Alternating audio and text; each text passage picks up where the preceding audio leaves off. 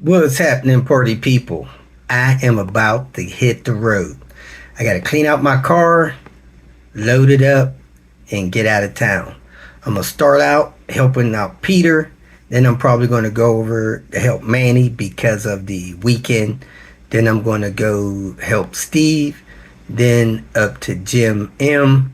And then probably back to Manny. Then back to Jim, and then go down and help Cleve. That's where I'm at. I ordered some parts from Europe, got them in for the manual swaps. A lot of people that's having these missing fork spacers. So I bought some of those. I'm probably going to put 5 of them on my website, keep 5 of them for myself. And man, those things were expensive to get here.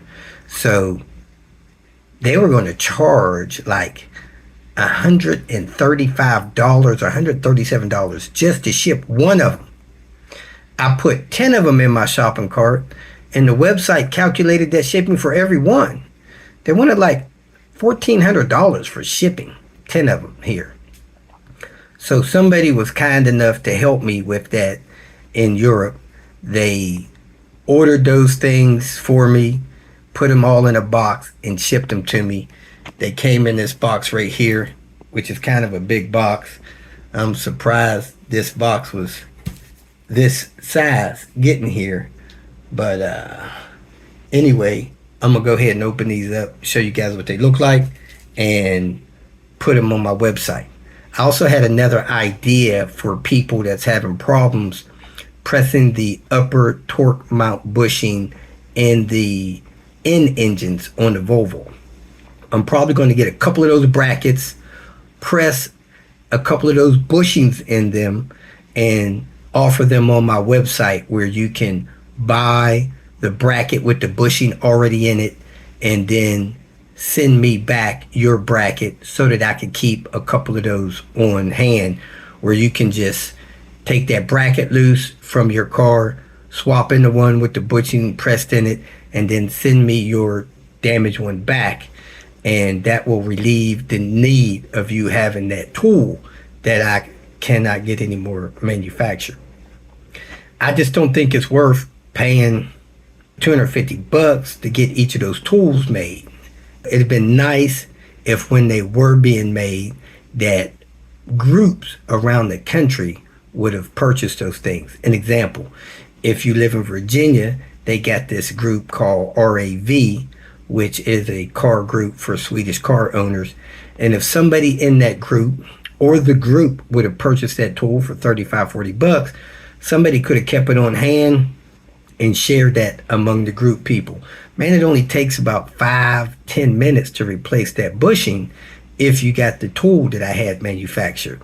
Without it, it could be a nightmare. You know, people doing all kind of weird, crazy, whacked out things, including putting the thing in the freezer.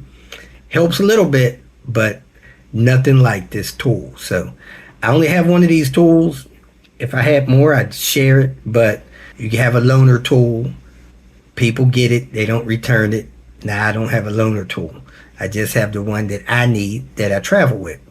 If I'm coming into your area, I can take care of that for you. However, I think it'll work if I get one of those brackets and put those things in that way and ship them out. Just make sure it's cost effective. You don't want to pay too much for that swap program. So let me see how that works out. But anyway, let me go ahead and wrap this up, get this video posted, get my car cleaned out, and get on the road. These are these clips that go in the fork for these M56 transmissions with the external slave. So if you need one of these, contact me. I'll get them on my website. If you install a manual transmission without one of these on the fork, there's a good chance that you will have excessive travel in your clutch. So when you push on the clutch, you got to take that thing like all the way to the floor to engage your clutch. And this spacer will shorten that throw and put that engagement in the proper place. There's just no real way to adjust it, and this is the adjustment that Volvo made in there. It does something probably other than the travel of the pedal, but this is something that you want to use if you have an external slave on the M56. So let me know if you need one. I'm gonna run the numbers on it and see how much I'll have to sell it for so I don't lose money. Paid a lot to get these here. It's ridiculous. Welcome to Hanging Out with Robert. That's me. This video contains things that I encounter throughout the day. If for some reason I complete a task and you would like to see the details, you could click on the link in the description area below. This video also contains tips and tricks that I learned throughout the years. I plan on leaving this video accessible for about 30 days. After that, you can view it through my Patreon account. Thank you very much for watching. Well, folks, instead of headed to Canada, I am back at 2-Stack Jacks. Because a couple people seen that video and they said that this intake manifold, this fuel rail, and this exhaust manifold is custom to this head. So I need to get the exhaust manifold and the intake manifold to make this complete for someone who may want to use it. So I'm gonna grab those things, get out of here, get back home, and try to get ready to rock and roll. I didn't notice this thing had another timing belt in this head. This engine has another belt down here. I don't know what belt that is. Is that an oil pump this thing is hooked up on? Somebody know that, tell me. Anyway, let me pull this exhaust up here, get it out of there. Hopefully I can reach it, sawzall it off, or get it out of here without getting this car lifted up. And I'm gonna pull this intake manifold and fuel rail. Took the 4 bolts out of the throttle body. I'm gonna take 4 bolts out of brackets going on to it. Then I should be able to lift it up. I cut the fuel hose off of it and the vacuum hose off of it. And I got the fuel rail behind me. So I'm gonna look for those screws and put the fuel rail back on it. I don't think I'm gonna take the injectors. People will probably use their own injectors. The throttle body was held on by 4 T30s. There was a bracket held on here with 2 10mm, bracket held on here with 2 10mm, and a bracket on the bottom there with a 10mm. Unplugged a couple vacuum hoses and it came off. So of course it had 5 across the top and 4 across the bottom that I took loose the other day. So I'm gonna pull this fuel injector off of here and leave these other 4 fuel injectors. See, I talked to a guy yesterday that had experience with this dual cam head, and I seen a couple of comments on the Facebook post I made about these dual cam heads. This engine, even though it didn't have the turbo, could easily put the same power output as the turbo engine just because it had this special head that I understand Porsche helped them design. So just bolting this head on the car could increase the horsepower by 40% just because of the better airflow. Then I've read where people put these on the turbo engines and they can get almost any kind of horsepower they want. They said that there are red block cars with this head on it that are getting almost 400 horsepower, and then there are Ford guys and other people using this Volvo head on their car with a few modifications, and they're getting more than 600 horsepower.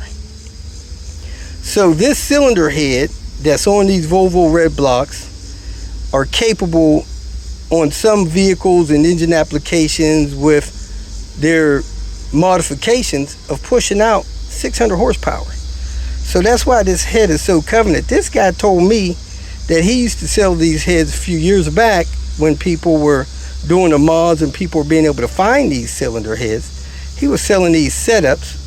head, intake manifold, fuel rail, exhaust manifold, upwards of $2,000. So I got it because I hate to see special stuff like this get crushed, and I'm not looking for $2,000 for the setup. But if somebody knows what it is, they're serious about buying it, contact me and hopefully hit me while I'm traveling, and I could deliver this stuff. And you can have this set up and modify your vehicle whenever you want, whether it's a Ford or Chevy or a Volvo. Cylinder heads nowadays, even if you buy a normal cylinder head from like Clearwater or something like that, cylinder heads are $700 anyway. So don't contact me trying to buy this cylinder head for $200-300. I'm just not desperate to sell it, but I would like for somebody to have it that want to do the performance mods that this head warrants. So if somebody wants it, they're serious about it, they got the money to buy it, let me know, and I'm pulling it to make a few bucks and make sure something like this doesn't get crushed. Well, ain't this a son of a gun? I thought this C70 was gone. Let me get this VIN and send it over to the guy at I put that S70 for, because they told him he need more information to get his car re-registered. He needs information on the VIN for parts that he got to put his car back together. To my surprise, the exhaust manifold, intake manifold, and fuel rail cost more than the cylinder head. Anyway, let me get back home and get back to stuff I was doing. Went to the storage, got a dash out that one of my buddies need, got a trunk out of there that needs to go in the recycle place, and I'm headed to lunch. Man, I got some stuff out of storage. These dash, they take up a lot of space. This thing actually has all of its mounting tabs. Hitting the recycle place for an exhaust manifold and a P80 trunk. I think it dropped off 60 pounds. If you feel that this information was useful, please like it and share it with your social media friends. You can subscribe to my channel so that you will get notifications of future videos that I post. You can follow me on Twitter, and if you need to contact me directly, please visit my website. And if you have any questions, leave them below, and someone or myself will reply to them. Again, thank you very much for watching.